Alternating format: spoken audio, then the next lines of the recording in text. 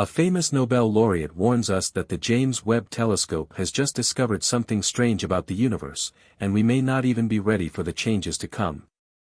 The latest discoveries pose serious problems for our science. Things get crazier because once again James Webb has discovered a brand new phenomenon that will turn our physics textbooks upside down. Astrophysicist and Nobel laureate Adam Rees has long suspected that the scientific community is headed for disaster. Scientists report loads of unsolved mysteries that grow every day. Can we still deal with the situation, or is our science running out? Adam Rees is probably one of the few scientists who keeps his cool today. After the launch of the James Webb Space Telescope, nothing is the same. ####041 to 108, the universe is much older than we think. Galaxies formed much faster and in very different ways than some of our predictions, and the cosmos may not be expanding from any single point. What happens now that dark matter is probably still a bug and James Webb is already providing the next picture of unexplained phenomena in space? Adam Rees is one of the leading experts in the study of the expanding universe. His contribution to the discovery of the accelerated expansion of the universe revolutionized our view of the expansion of space and was one of the cornerstones of Hubble's excitement. Rees welcomes the telescope's latest discoveries because he knows from decades of dedicated work that our cosmology is flawed. He was involved in space exploration for the first time and used supernovae as ordinary candles. In this context, ordinary candles are like the cosmic scales that scientists use to measure the movements and distances of the universe. Using supernova as a gauge, you can achieve amazingly accurate measurement results. But one problem remained. Rees and his team found that the expansion of the universe is increasing rather than decreasing. Their work also revealed another phenomenon where the Rees measurement results differed significantly from those based on the redshift method. It really shouldn't be. Today we know the difference in measurement results as the Hubble stress. Rees's work was so phenomenal that he received the Nobel Prize in Physics in 2011 with colleagues Saul Perlmutter and Brian Schmidt. In fact, he received the prize for discovering the accelerated expansion of the universe. Rees and Schmidt are part of the High-Z supernova search team, which investigates techniques for measuring distance in the universe. On the other hand, Perlmutter came to the same conclusions around the same time as part of the Supernova Cosmology Project. They discovered Type Ia supernovae, extremely bright exploding stars that are reliable indicators of distances in the universe. These observations provided surprising evidence that the rate of expansion of the universe is increasing rather than decreasing due to the gravitational influence of matter in the universe. As previously thought, the greatest crisis in modern science has been slowly unfolding, and now the bomb has exploded. Instead of answers, astronomers and cosmologists are constantly presented with new puzzles and surprises. Now also the concept of an isotropic universe is on the verge of collapse, and with it one of the foundations of our cosmology. Isotropy assumes that the universe looks the same in all directions, no matter where you look at it. This assumption is an important part of the cosmological principle that the universe is homogeneous and isotropic when viewed on a sufficiently large scale. For example, the cosmic microwave background radiation pattern appears uniform everywhere, and large galaxy clusters are also almost uniformly distributed in space. At least that's how it looked, and then scientists transformed those observations into basic mathematical rules to simplify scientific descriptions of the universe. But that may have been a mistake. Observations by Adam Rees and other researchers studying accelerated expansion at least partially confirmed the isotropic model, as supernova measurements showed consistent results in terms of expansion rates. This means that there appears to be some isotropy. However, the expansion is much faster than it should be according to the old physical assumptions. The depletion of dark energy is still exciting in science.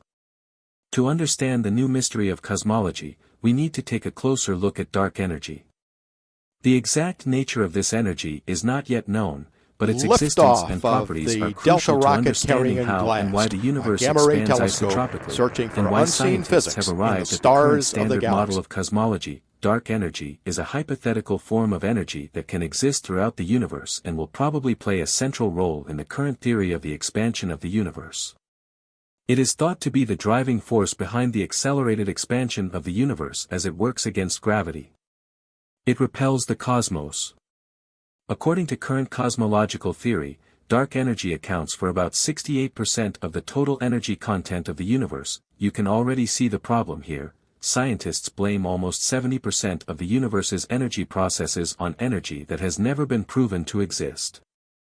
An important element supporting the existence and properties of dark energy until now has been the observation of a Type Ia supernova by Adam Rees and his colleagues. For unseen physics The in the accelerated stars expansion of the galaxy. observed here cannot be explained without the effect of a large thrust. Further evidence for the existence of this mysterious energy was provided by the cosmic microwave background radiation and other large-scale structural studies. However, recent observations from the James Webb Space Telescope have shaken the concept of dark energy. JWST can observe the early universe at a level of detail never before achieved. The very first precise observations have revealed structures and objects that are older and more advanced than the standard model of cosmology would suggest. These observations may indicate that the universe may have expanded even faster or formed earlier than previously thought. All these results show that we still do not understand some important elements and forces in the cosmos, including dark matter and dark energy. It is very likely that we are now facing a complete revision of the cosmological standard model, but we are not ready for that at this time. We cannot propose new theories because we do not have enough concrete information about new ones. Can we find the answer in the world of quarks? So the revolution in our worldview will have to wait a little longer. Only when Webb gives us more images and scientists make even more incredible discoveries will we be able to piece together a new picture. This may take time. Meanwhile, scientists around the world are looking for answers that are already available. David Gross is another scholar who welcomes the crisis and sees it as an opportunity. Gross points out that the answers to the great mysteries of the universe lie not in the macrocosm, but in the microcosm. The famous theoretical physicist is an expert in strong interaction theory and string theory. He is also one of the recipients of the Nobel Prize and was awarded in 2004 for the discovery of asymptotic freedom in the theory of strong interaction. The discovery was fundamental to understanding the behavior of quarks, the basic building blocks of protons and neutrons. These particles are the main players in the standard model of particle physics and underlie everything we see and measure in space. Consequently, the basic structures and principles of the macrocosm must also have counterparts in the subatomic dimensions. Among other things, the concepts that Gross helped to develop concern the event immediately after the Big Bang, that he understood that at that time there were no stars or objects in the universe. For hundreds of thousands of years there was only a very hot primordial soup where particles flew freely through space without forming bonds. Before the Big Bang, there was probably just some kind of quantum oscillation where all forms cancelled each other out so that from a physical point of view they were zero.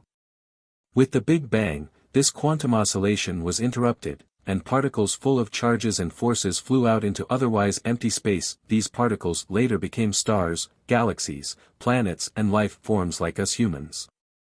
Is Gross right when he says that these particles are the answer to all questions? Probably yes, but how can we study the behavior of particles in space 13.8 billion years ago? The researchers used, among other things, cosmic microwave background radiation. It is considered a fairly accurate reflection of what happened just after the Big Bang, and probably hasn't changed much since then. However, quantum physicists and classical physicists do not fully agree on how to interpret this trace of the early universe. The current state of science is that quantum and particle physics are incompatible with traditional cosmology. The new results of James Webb further fuel this conflict. It is very likely that we will eventually arrive at a new standard model that combines quantum physics and cosmology. Gross's contribution to the understanding of the universe is fundamental because it helped form the modern theory of the strong interaction, which is crucial to describe the behavior of quarks and gluons, the basic building blocks of matter. This understanding is necessary to develop a comprehensive theory of space. Adam Rees and David Gross are some of the brightest minds who have pushed us to the edge of understanding.